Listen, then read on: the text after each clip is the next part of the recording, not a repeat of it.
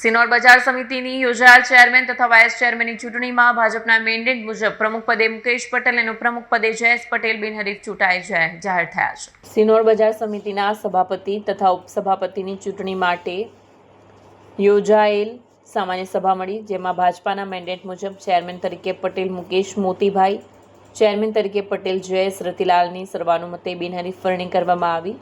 પ્રદેશ ભાજપનો મેન્ડેટ લઈને મહામંત્રી જયદીપસિંહ ચૌહાણ તથા બ્રિજેશ પટેલ આવ્યા અને દરેક સભ્યોને મીટિંગમાં જાણ કરી વરણી પામેલા પ્રમુખ ઉપપ્રમુખને ડિરેક્ટરો તથા કાર્યકરોએ અભિનંદન આપીને વધાવી લીધા।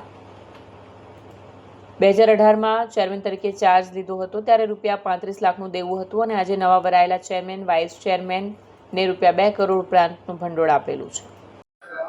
આ સિનોર બજાર સમિતિની આજ રોજ ચેરમેન વાઇસ ચેરમેનની ચૂંટણીમાં પાર્ટી તરફથી આ ચેરમેન તરીકે મુકેશભાઈ મોતીભાઈ પટેલ મારી નિમણૂક કરી છે અને વાઇસ ચેરમેન તરીકે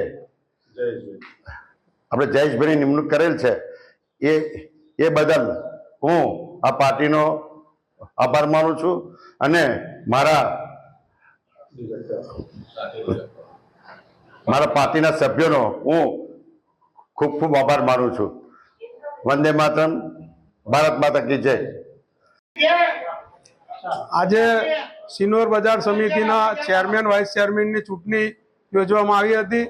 એમાં ભારતીય જનતા પાર્ટીના મેન્ડેટ પર ચેરમેન તરીકે મુકેશભાઈ મોતીભાઈ પટેલ અને વાઇસ ચેરમેન તરીકે જયેશભાઈ રતિલાલ પટેલનો મેન્ડેટ આવ્યો, જેનું બજાર સમિતિના સૌ સદસ્યોએ ઉમળકાભેર સ્વીકારી અને બિનહરીફ બંને ઉમેદવારો ચૂંટાયા છે। તો આ તકે હું બંને ઉમેદવારોને અભિનંદન પાઠવું છું। સાથે સાથે ભારતીય જનતા પાર્ટીના જે પ્રદેશ નેતૃત્વમાં આપણા સૌના લોકલાડીલા પ્રદેશ અધ્યક્ષ જગદીશભાઈ વિશ્વકર્મા, મહામંત્રી શ્રી રત્નાકરજી, પ્રદેશ પાર્લામેન્ટરી બોર્ડના સૌ સદસ્યશ્રીઓ અને ખાસ સાંસદ મનસુખભાઈ વસાવા, અમારા જિલ્લા ભારતીય જનતા પાર્ટીના પ્રમુખ બીજે બ્રહ્મભટ્ટ સાહેબ અને મહામંત્રી શ્રી જયદીપભાઈ અને બ્રિજેશભાઈને આભાર વ્યક્ત કરું છું। અને સાથે સાથે જ્યારે 2018માં ચેરમેન તરીકે મારી વરણી થઈ અને સૌ ડિરેક્ટરોના સાથ સહકારથી વરણી થઈ ત્યારે 35 લાખ દેવું હતું અને આજે 2 કરોડ ઉપરાંતનું ભંડોળ અમે નવા ચેરમેન વાઇસ ચેરમેનને સુપ્રત કરી રહ્યા છે।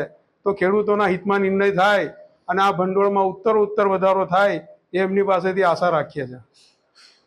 વિડીયો જર્નાલિસ્ટ જેસલ વસાવા સાથે સત્ય ટીવી ન્યૂઝ, સિનોર।